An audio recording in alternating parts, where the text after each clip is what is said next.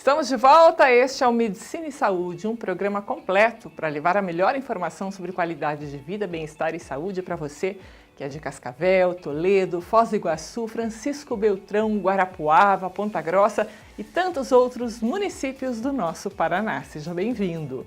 Olha, estamos falando sobre refluxo gastroesofágico e há quadros bastante sugestivos dessa doença, outros bem mais complicados. Mas você sabe quais são os métodos que existem para fazer o diagnóstico? Com a evolução da medicina, as pessoas têm amplo acesso aos diversos meios de comunicação que detalham os diferentes procedimentos que a ciência nos oferece. No caso da doença do refluxo não é diferente. O gastroenterologista Nilson Zorteia explica quais exames podem diagnosticar o refluxo. Bem, a doença do refluxo gastroesofágico, o seu diagnóstico começa com uma boa história clínica e um bom exame físico. Sequencial a isso, o primeiro exame a ser solicitado é a endoscopia digestiva.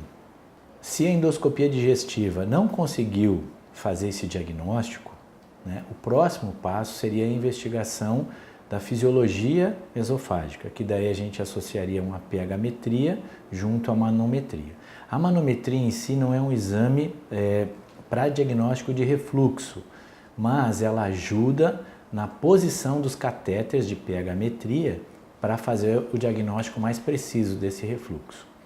Então, esses dois exames de fisiologia esofágica, a manometria e a pH-metria, ajudam a quantificar esse refluxo, essa doença, e ajudam a fazer uma relação entre o sintoma do paciente e a ocorrência do refluxo. Então, por isso que se diz que esse exame é um exame que beneficia muito o paciente. Existem exames mais avançados ainda, se a gente for pesquisar, tem a impedância pH-metria, que é um exame que busca o diagnóstico do refluxo gastroesofágico, não só da forma ácida, que é a grande maioria, 85% da doença do refluxo, ela é ácida, e a não ácida cai nos 15%. Então, teria esse outro exame também que a gente pode lançar mão. O médico explica também em quais casos os exames são indicados. A principal indicação da pH-metria e da manometria é, em primeira mão, o diagnóstico e, digamos assim, a intensidade dessa doença do refluxo, que consegue se medir com esses exames.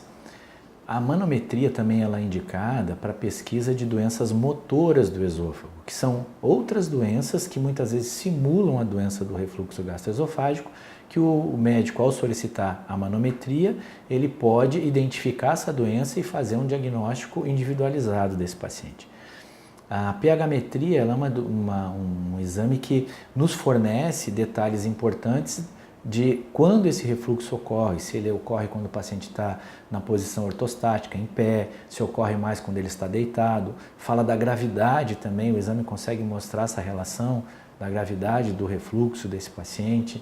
Ele coloca também se existe uma relação importante quando o paciente está sentindo o sintoma e está ocorrendo o refluxo, ou se não tem essa relação. Tudo isso para o médico que vai tratar é de extrema importância. A contraindicação principal, que eu diria assim, desses exames que você vai colocar um catéter, ou vai fazer a passagem de uma sonda no esôfago, seriam as doenças tumorais, as lesões esofágicas já diagnosticadas, ou cirurgias prévias no esôfago que o médico que vai fazer o exame não tem um outro exame, um raio-x contrastado que possa ter mapeado essa região onde vai passar o catéter, Uma endoscopia prévia é muito importante, então não se faz normalmente a manometria ou a pH-metria sem ter um exame de visualização do canal esofágico, Por quê? Porque pode ter alguma lesão ali e a sonda vira a escarificar essa lesão ou perfurar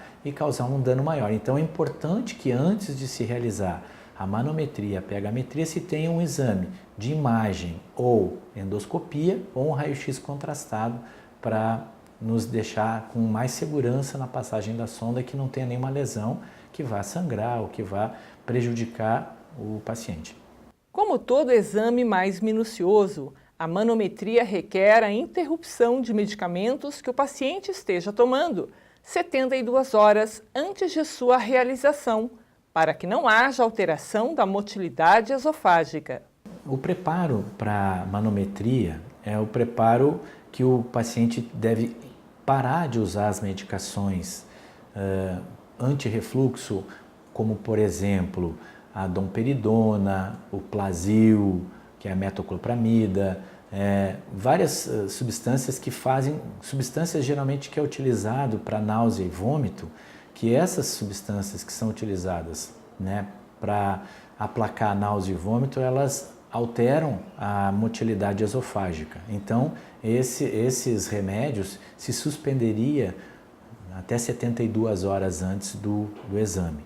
Já a pH-metria precisa no mínimo de 7 a 10 dias de suspensão dos remédios que diminuem ou alteram o pH gástrico, né, que são a ranitidina e os inibidores de bomba, né, que é o omeprazol, pantoprazol, rabeprazol, né, lansoprazol, todos esses remédios que alteram a consistência do pH gástrico, né, eles devem ser suspensos antes de realizar esses exames para se poder fazer um exame isento de influência de substâncias químicas que podem dar um falso diagnóstico no exame. Então a gente procura orientar que se suspendam essas medicações, né? Contraindicação com relação à idade, a gente pode dizer o seguinte: a manometria, ela normalmente não é realizada em crianças, a manometria. Por quê? Porque existe ainda uma imaturidade esofágica que pode nos falsear diagnósticos. Já a pH-metria, ela é realizada em criança sim, né? Mas tem outro exame que também é usado em criança ainda, que nos ajuda muito, que é a cintilografia esofágica.